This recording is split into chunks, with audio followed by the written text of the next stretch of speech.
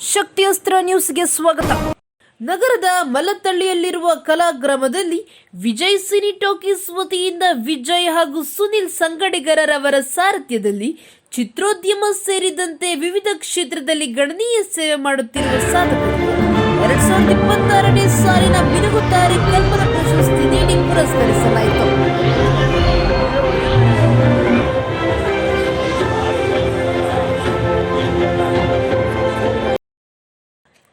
ಕಾರ್ಯಕ್ರಮದ ಮುಖ್ಯ ಅತಿಥಿಗಳಾಗಿ ಕನ್ನಡದ ಖ್ಯಾತ ಚಿತ್ರನಟಿ ಶ್ರೀ ಅನುಪ್ರಭಾಕರ್, ಸದಾ ಸಮಾಜ ಸೇವೆಯಲ್ಲಿ ತೊಡಗಿರುವ ರಾಷ್ಟ್ರ ಪ್ರಶಸ್ತಿ ಪುರಸ್ಕೃತರಾದ ಡಾಕ್ಟರ್ ಲಕ್ಷ್ಮೀ, ಸಮಾಜ ಸೇವಕರು ನಿರ್ಮಾಪಕರಾದ ಶ್ರೀ ನರಸಿಂಹಮೂರ್ತಿ, ಬಿಗ್ ಬಾಸ್ ಖ್ಯಾತಿಯ ಡಾಕ್ ಸತೀಶ್, ಸಮಾಜ ಸೇವಕರಾದ ರುದ್ರೇಗೌಡರು, ನಾಯಕ ನಟಿ ಭಾವನಾ ಸೇರಿದಂತೆ ಹಲವು ಗಣ್ಯರು ಭಾಗಿಯಾಗಿದ್ದರು.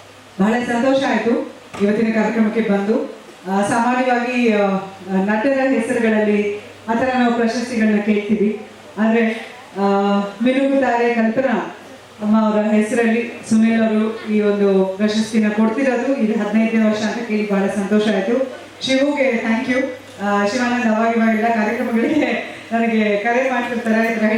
ಇದೇ ಸಂದರ್ಭದಲ್ಲಿ ಸದಾ ಸಮಾಜ ಸೇವೆಯಲ್ಲಿ ತೊಡಗಿರುವ ರಾಷ್ಟ್ರ ಪ್ರಶಸ್ತಿ ಪುರಸ್ಕೃತರಾದ ಡಾಕ್ಟರ್ ಲಕ್ಷ್ಮೀ ದೇವಿರವರಿಗೆ ಉದ್ಯಮ ಹಾಗೂ ಸಮಾಜ ಸೇವೆ ಕ್ಷೇತ್ರದಲ್ಲಿ ಗಣನೀಯ ಸೇವೆಯನ್ನು ಪರಿಗಣಿಸಿ 2026ನೇ ಸಾಲಿನ ಪ್ರತಿಷ್ಠಿತ ಮಿನುಗುತ್ತವರ ಪ್ರಶಸ್ತಿಯನ್ನು ಖ್ಯಾತ ಚಿತ್ರನಟಿ ಅನುಪ್ರಭಾಕರ್ ನೀಡಿ ಗೌರವಿಸಿದರು.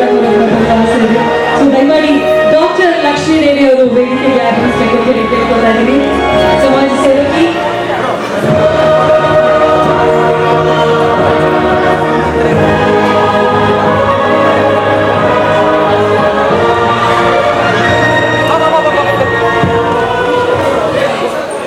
ಡಾಕ್ಟರ್ ಲಕ್ಷ್ಮೀ ದೇವಿ ಅವರ ನಂತರ ರೇಖಾ ಜೋಯಪ್ಪ. ಪ್ಯಾನೆಲ್ಗೆ ನಾನು ಇಲ್ಲಿಂದ ಇನ್ಸ್ಟ್ರಕ್ಷನ್ಸ್ ಕೊಡ್ತಿರ್ತೀನಿ. ಸಮಾಜ ಸೇವಕಿ, ನಮ್ಮ ಹೆಣ್ಮಕ್ಳು ಮಲ್ಟಿ ಟಾಸ್ಕಿಂಗ್ ಮಾಡೋದ್ರಲ್ಲಿ ಈಗ ಎತ್ತಿದ ಕೈ, ಹೌದಲ್ಲ? ಯಾವುದೇ ಕೆಲಸ ಕೊಡಿ ಅಚ್ಚುಕಟ್ಟಾಗಿ ಮಾಡ್ತಾರೆ ನಮ್ಮ ಹೆಣ್ಮಕ್ಳು. ಸಮಾಜ ಸೇವೆಯಲ್ಲಿ ಒಂದು ಹೆಣ್ಮಕ್ಳು ತೊಡ್ಕೊಂಡಿದ್ದಾಳೆ ಅಂತ ಹೇಳಿದ್ರೆ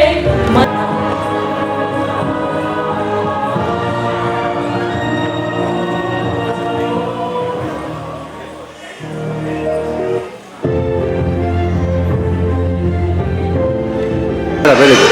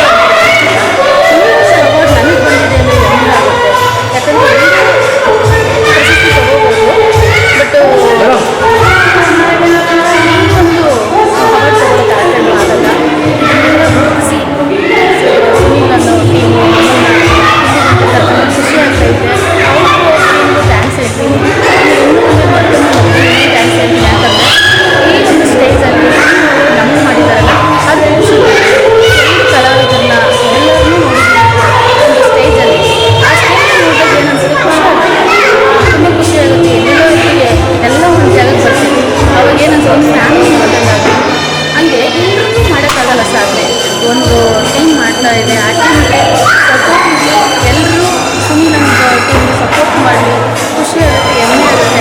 thank you so much. Kalpana ಅವ್ರ ಬಗ್ಗೆ ನೀವೇನು ಬಯಸ್ತೀರಾ? ಅವ್ರ ಬಗ್ಗೆ ಮಾತಾಡೋಕ್ಕಾಗಲ್ಲ, ಮಿನುಗುತ್ತಾರೆ ಕಲ್ಪನಾ ಮೇಡಮ್ ಬಗ್ಗೆ ಮಾತಾಡೋಕ್ಕಾಗಲ್ಲ. ಅವ್ರು ಮಾತಾಡೋಂಥ ದೊಡ್ಡ ಆಗಲ್ಲ. ಅದೇ ಅವ್ರ ಅವಾರ್ಡ್ ಸಿಕ್ಕಿರೋದು ಖುಷಿ ಆಗ್ತಾ ಇಲ್ಲ.